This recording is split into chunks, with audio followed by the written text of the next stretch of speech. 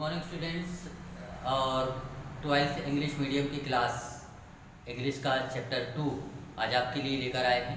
और इस चैप्टर में है डायमंड नेकलेस। डायमंड नेकलेस के बारे में, एक हीरो का हार, उसके बारे में चर्चा की जाएगी। आइए पढ़ते हैं अगला चैप्टर। विद्यार्थियों, आज का जो चैप्टर है हमारा डायमंड नेकलेस, इसके राइटर हैं जी.डी. मनुपसन और इस चैप्टर को लिखा गया है मेथाइल्ड लॉयजल पर। एक इसकी मेन कैरेक्टर है इस चैप्टर की, इसकी मेन कैरेक्टर है मेथाइल्ड लॉयजल, और जो बहुत चार्मिंग लेडी है। और उस चार्मिंग लेडी के अंदर की कुछ आकांक्षाएं होती हैं, कुछ सबके मन में कुछ ना कुछ आकांक्षाएं होती हैं, और उन आकांक्षाओं को पूरा करने के लिए वह क्या क्या करती है, आइए उसके बारे में हम बताते हैं। She was one of those pretty and charming young girl who sometimes are born as if by a slip of fate into a family of clerks. She had no dowry, no expectation, no way of being known, understood, loved and wedded by any rich and distinguished man. So she let herself be married to a little clerk of the Ministry of Public Instruction. मिठाई लॉयसल एक बहुत सुंदर आकर्षक महिला थी, आकर्षक lady थी, और एक मिडिल क्लास फैमिली को बिलोंग करती थी। मतलब मिडिल क्लास फैमिली में वह पैदा हुई थी। आशाएं तो उसकी बहुत सारी थी, उसके मन में बहुत सारी इच्छाएं थी, बहुत सारी महत्वाकांक्षाएं थी, और वह हमेशा यह सोचती थी कि उसके पास ऐसा कुछ नहीं है जिस पर वह घमंड कर सकती। She has nothing, she had no dowry, no expectation. उसके पास कोई डाउरी नहीं थी, कोई एक्सपेक्टेशन नहीं था। No way of being known, understood, loved and wedded by rich, any rich. मतलब कि किसी तरह से वह ऐसा सोचती कि कोई उसके पास जरा से भी ऐसा कुछ नहीं है जिस पर वह प्राउड कर सके, घमंड कर सके। उसके लिए यह भी संभव नहीं था, it is not possible for her to marry with any rich person, कि वह किसी धनी आदमी से मैरिज कर सके, शादी कर सके, विवाह कर सके। और इस तरह उसका जो विवाह हुआ एक मिस्टर लॉयजल से हुआ। Mister लॉयजल was a little clerk of ministry of public instruction. वो कहाँ पे थे? क्लर्क थे, little clerk of the ministry of public instruction. यहाँ पर वो क्लर्क बन गए। सी ड्रेस्ड प्लेनली, वह क्या करती थी? साधारण वेशभूषा पहनती थी। Because she could not dress well, क्योंकि उसके पास अच्छी ड्रेस नहीं थी। बट शी वॉज अनहैप्पी, लेकिन खुश नहीं रहती थी वो। As if she had really fallen from a higher station, क्योंकि उसको बहुत ऊपर जाना था लेकिन वहाँ पर पहुँच नहीं पाई। Since with women there is neither caste nor rank, for beauty, grace and charm take the place of birth and breeding, natural ingenuity instant for what is elegant, a supple mind are their soul, here as she and often make the of women of the people the equal of the very greatest ladies. इस प्रकार उसका विवाह हो गया clerk से, जो ministry of public instruction में कार्य करता था।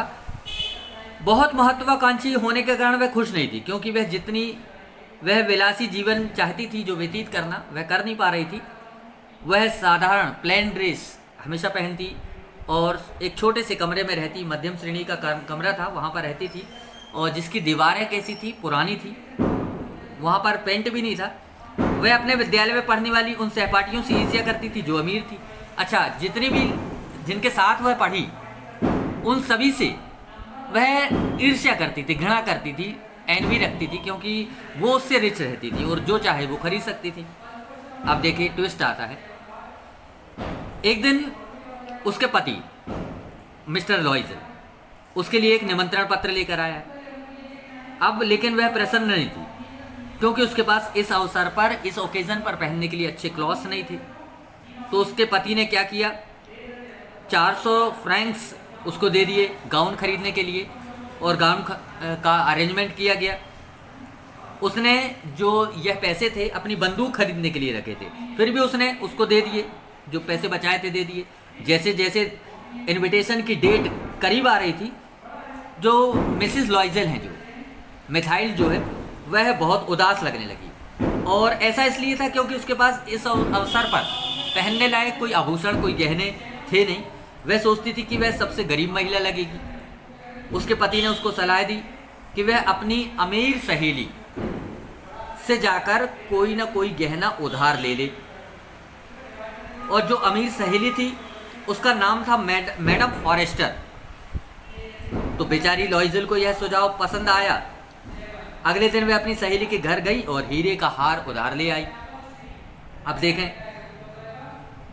जब वह बाल में गई, बाल का मतलब यहाँ पर डांस से है, डांस बाल का ही रूप है ना। डांस को अगर सिमिलर वर्ड कहा जाए तो बाल कहेंगे। जब वह अगले दिन निमंत्रण में गई और वहाँ पर अपने पति के साथ बाल किया, नृत्य किया, तो प्रत्येक व्यक्ति, जहाँ पर जितने लोग उसके मौजूद थे वहाँ पर, वो सब उसकी ओर निहार रहे थे, सब उसकी ओर देख रहे थे, क्योंकि वह सबसे ज़्यादा चार्मिंग लग रही थी, सबसे ज़्यादा सुंदर लग रही थी। और वहाँ पर जितनी भी लेडीज़ उपस्थित थी, उन सभी उपस्थित महिलाओं से ज़्यादा कहीं खूबसूरत ये महिला लग रही थी, मिथाइल।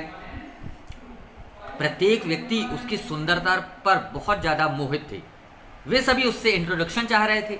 मंत्रालय के जितने भी लोग थे, पब्लिक इंस्ट्रक्शन के जितने भी अधिकारी थे, उसके साथ बाल करने की इच्छा जाहिर करने लगे। वह प्रसन्नता में मदमस्त हो गई, वह अपनी मस्ती में नृत्य करने लगी, वह अपनी सुंदरता की विजय में सब कुछ भूल गई। वह अपनी सफलता पर काफ़ी उल्लसित हो रही थी। वह सुबह 4 बजे उस बड़े हाल से निकली, मतलब डांस करके। उसके पति ने उस पर शाल डाल दिया। घर पहुंचने के बाद वह शीशे के सामने, आईने के सामने खड़ी हो गई। वह स्वयं को एक बार पुनः देखना चाहती थी, परंतु वह देखकर सन्न रह गई कि उसके गले में जो डायमंड का नेकलेस था, वह डायमंड नेकलेस पता नहीं कहाँ चला गया। वह जोर से चीखी, जोर से चिल्लाई। मिथाइल ने अपने पति को बताया कि ये हीरे का हार खो गया। उसका पति भी भयभीत हो गया, डर गया। उन लोगों ने हार को जगह जगह खोजा, लेकिन सब बेकार। मिस्टर लॉइजल ने रास्ते में हार खोजने के लिए बाहर निकल पड़े। यहाँ वहाँ ढूंढा, कई जगह ढूंढा, वह मिला नहीं। वह नृत्य की पोशाक की प्रतीक्षा करने लगी। वह सोने जाने के लिए भी साहस नहीं जुटा पा रही थी। उसका पति लगभग 7 बजे वापस आया, किंतु वह उसे हार नहीं मिला।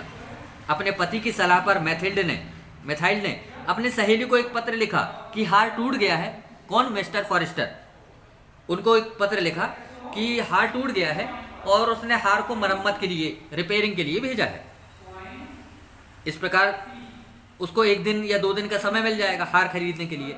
वह दूसरे दुकान, एक दुकान, तीसरे दुकान, चौथी दुकान ढूंढते हुए पहुंची। अंततः उसको एक डायमंड नेकलेस वैसा का वैसा ही मिला। उसकी कीमत 40,000 उसने फ्रैंक मांगी, मतलब जो फ्रैंक की कीमत थी उसकी हार की 40,000 फ्रैंक। अंततः 36 फ्रैंक में उन लोगों का समझौता हो गया। मिथाइल के पति के पास कुल 18,000 फ्रैंक थे। उसने बाकी बचे 18,000 फ्रैंक ऊंची ब्याज देकर उसको ले लिया।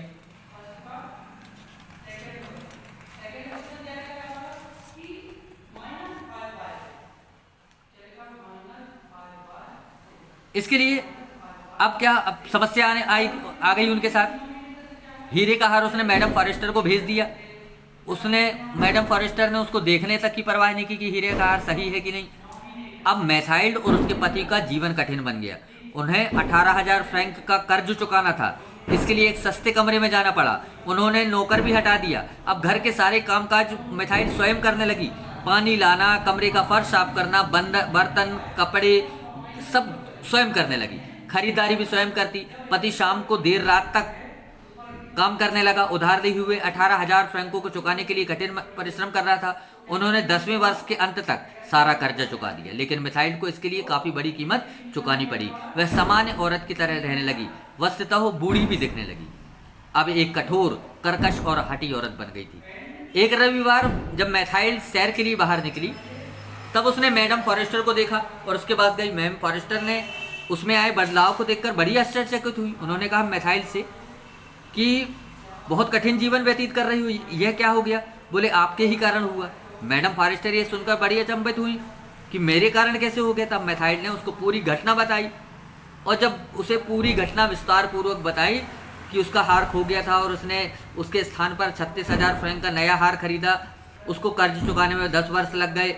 मैडम फॉरेस्टर उसकी दुख भरी कहानी सुनने लगी। उसने मैथिल्ड को बताया कि उसका हार तो मात्र 500 फ्रैंक का था और उसमें जो लगे हीरे थे वो बनावटी थे, असली नहीं थे। अब देखिए, जरा से लालच ने पूरी जीवन उसका बर्बाद कर दिया। पूरी तरह से वह किस तरह की हो गई कंडीशन उसकी, आप उसको खुद अंदाज़ा लगा सकते हैं। तो इस तरह से मिथाइल ने अपने जीवन को पूरी तरह सत्यानाश कर लिया, ख़राब कर लिया। आप सभी स्टूडेंट्स ये ग्लोसरी अटैम्प्ट करेंगे, यहाँ पे दी हुई है। उसके सामने उसकी मीनिंग दी हुई है। कल आपको बताया था कि ये जो वर्ड दिए होते हैं नीचे, ये वर्ड, इन वर्ड्स को आपको अपनी कॉपी में नोट करना है और कोशिश करना है लिखने की कि आखिर ये कैसे लिखे गए, इसके बारे में सोचना है। और ग्लोसरी करने के बाद आप सभी स्टूडेंट्स क्वेश्चन आंसर पर पहुंचेंगे। क्वेश्चन आंसर में ये क्वेश्चन को करना है, हु वाज मिथाइल मैरिड टू, ये भी करेंगे। ये इस क्वेश्चन को अटेम्प्ट करना है, फिर ये क्वेश्चन करना है, इस क्वेश्चन को अटेम्प्ट करना है, इसको करना है। ठीक है, जो क्वेश्चन टेक नहीं कर रहे हैं उसको छोड़ देंगे। और यहाँ पर was methyl first question, third question, 5 question,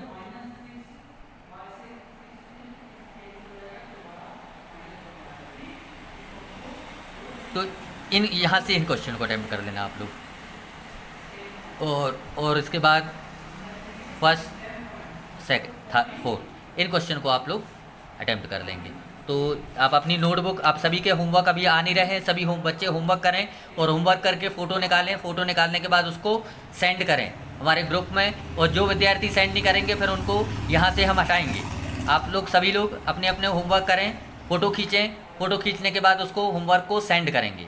okay, आज के लिए इतना है।